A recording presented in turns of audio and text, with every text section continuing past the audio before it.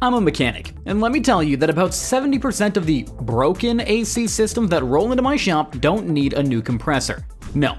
Most of the time, it's something way simpler, stuff that you could fix before you even think about dropping $1,000 at the dealership. People walk in sweating, thinking that their car is doomed, and I fix it with a filter swap or a proper recharge. That's the reality.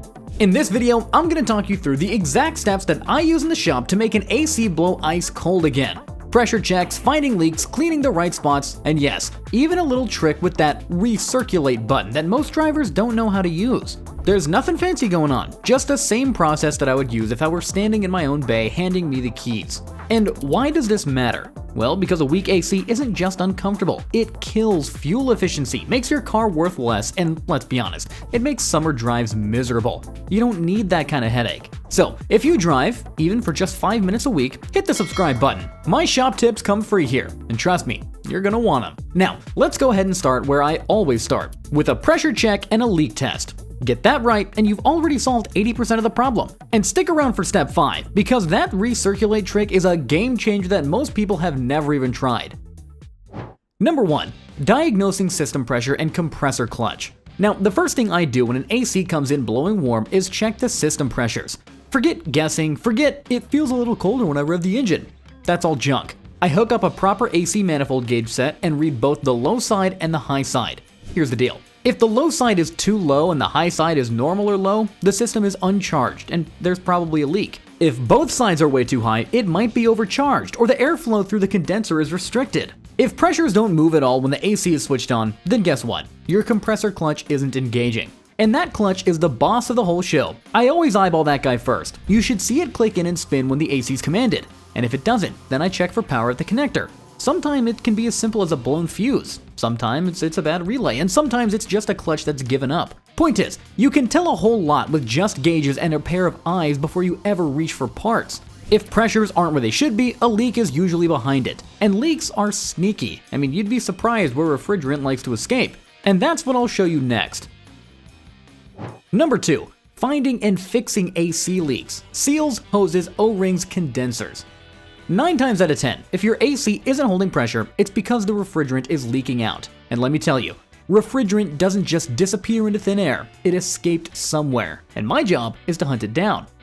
Here's how I do it. First, I'll use a UV dye kit. I inject dye into the system, run it for a bit, then scan with a UV light. If refrigerant is leaking, it glows like a neon sign. Other times, I'll use an electronic sniffer tool. It literally smells refrigerant in the air. And when things are really stubborn, I'll pull a vacuum and let it sit. If the system can't hold vacuum, that means a leak is hiding somewhere. Now, where do I usually find them? Around O-rings and seals. They're the classic weak spot. They dry out, they shrink, and they let refrigerant slip past. Hoses can also crack, especially near the fittings. The condenser up front takes a beating from rocks and road salt as well, so that could be a culprit. And the evaporator inside the dash?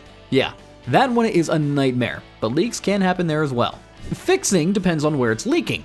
Seals and O-rings? Cheap and quick. Small pinholes in a condenser? Sometimes you can patch it, but usually just swap out the part. Hoses? Replace them, because, well, if you don't seal it properly, then the whole job is just worthless.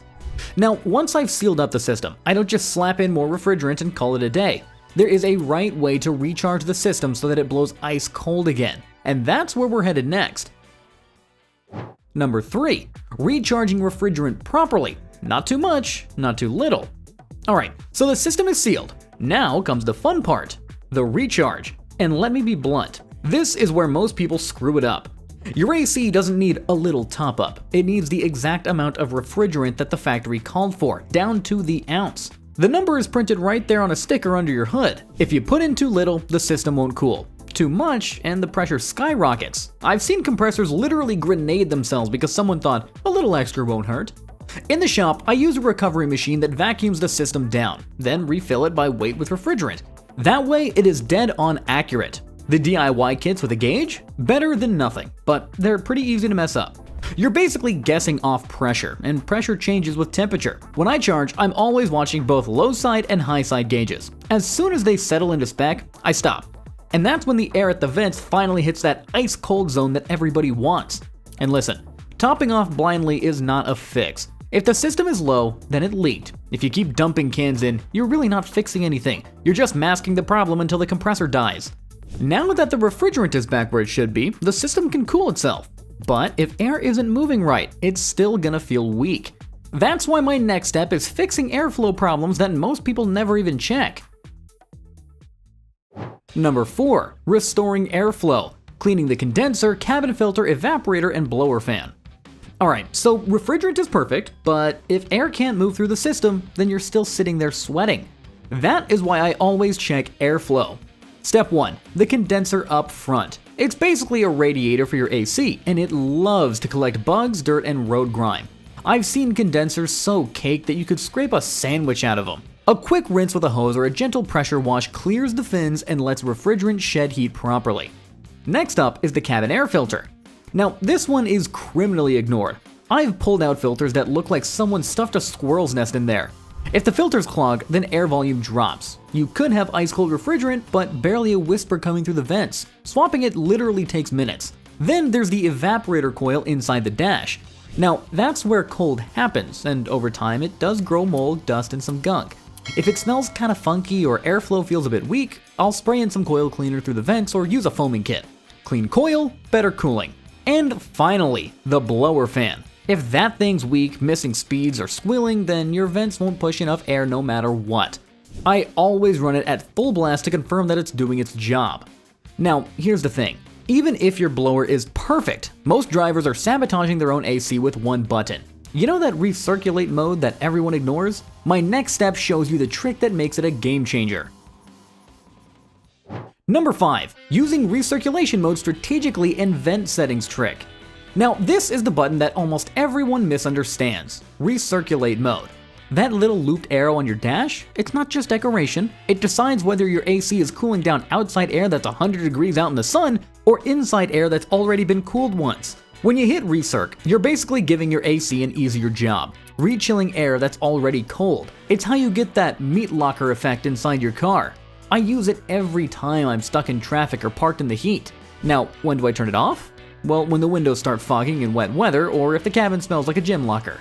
Constant recirculation can trap humidity and some stale air, so flip it back to fresh every once in a while. Here's another trick that people tend to miss. Vent mode. If you're blasting only the dash vents, cool air collects high and the cabin stays uneven. I tell drivers to run a dash plus floor combo. Cool air drops naturally, so you can get an even chill across the whole car. I know it sounds small, but it makes the system work less and feel much colder. Now, recirculate mode is a driver trick, but under the hood, your AC still depends on raw mechanics. If the belt or tensioner slips, you can forget about cold air. That's what I always check next. Number 6. Checking the belt, pulleys, and belt tensioner integrity. Now here's the part most drivers forget about. The belt system. I always check the AC compressor drive belt, or at least a serpentine belt if it's shared. If I see cracks, glazing, fraying, or missing chunks, that belt is already past its prime. Then I spin the pulleys and check the tensioner. A good pulley should spin nice and smoothly. No grinding, no wobble. And if the tensioner isn't keeping proper grip, you'll usually hear it, a squeal or chirp when the AC kicks on. Why does it matter? Well, because even if the refrigerant charge, compressor, and condenser are perfect, a slipping or weak belt kills your cold air. The compressor won't spin right and you'll get a lukewarm breeze. Worse, a worn tensioner strains the compressor bearings, and that's a pretty pricey failure just waiting to happen. My fix is pretty simple. Replace the belt if it looks rough, swap or adjust a tensioner if bearings or alignment are off, and make sure that the routing is spot on when reinstalling. After I confirm that all the belts and pulleys are in shape, I don't just assume cold air. Next, I check the safety sensors and pressure switches that protect the system. If they're failing, your AC might be shutting itself off without you actually knowing. Number 7. Verifying pressure switches and AC safety controls. Now, the AC system has built-in bodyguards. Pressure switches. There's a low pressure switch that shuts the compressor down if the refrigerant is too low, and a high pressure switch that does the same thing if it gets dangerously high. I check both. I also inspect the wiring. Corroded or loose connectors are sneaky culprits that make the system cut out randomly. Sometimes I'll see perfect pressure readings on my gauges, but the compressor clutch keeps cycling on and off way too fast. That's often a bad switch sending false signals. And why does it matter? If these switches fail, one of two things happen. Either your compressor runs outside of safe limits and cooks itself, or it never kicks on at all, leaving you sweating. A lot of mystery AC issues boil down to these tiny safety devices. The fix: swap out a faulty switch or clean up some bad terminals. Then retest. In some cases, I'll temporarily bypass a switch to confirm diagnosis. A few systems even need an ECU reset or recalibration after replacing the switch. But once belts are good and safety sensors like pressure switches are verified, I go back to real-world testing. Idle versus drive, temperature readings, leak tests, that way I know for sure that it's ice cold, not just good on paper. Number 8. Fine-tuning and verification. Thermometer test, idle versus drive test, and leak retest. Now that everything is sealed, charged, and flowing, I always verify my work. I don't just trust that it feels cold enough. I grab a digital thermometer and stick it straight in a center vent. On a healthy system, I'll want to see somewhere around 35 to 45 degrees Fahrenheit, or 2 to 7 degrees Celsius depending on the outside temp. Anything warmer and something is still off. The next test is idle versus driving. At idle, pressures climb because airflow through the condenser is weaker, but then when I drive, airflow improves and temps drop. If I see some wild swings, ice cold driving but warm at idle, that tells me I've got an airflow problem or maybe a weak condenser fan. And here's the last thing. I always do a 24-hour leak hold test. If I pull vacuum or pressure and the system drops overnight, I know something is still leaking. No point in pretending otherwise. If everything holds steady though, but temps are still weird, then yeah, I start looking at the big ticket items like the compressor, expansion valve, or pressure sensors. But here's the truth. Most cars never get that far. Usually it's just leaks, charge level, or airflow. Once all that's done, your AC should be ice cold, unless, some major component is failing. But either way, you'll know for sure. Here's what I'll leave you with. Most weak AC systems don't need a new compressor. They need leaks sealed, refrigerant recharged properly, and airflow restored. That's really it. I've had customers ready to junk a car, and after an hour of doing this process, they're grinning because the vents are blowing colder than their freezer. So don't fall for the quick fix cans, don't ignore clogged filters, and don't assume that it's old and just worn out. Follow these steps and you'll get that ice cold blast that you thought was gone for good. And if this helped you, do me a favor. Hit like, subscribe, and drop your car's make and model down in the comments below. I'll tailor a video to your exact system next. And remember this, every drop of refrigerant lost is heat that you feel. Fix it or bake. The choice is yours.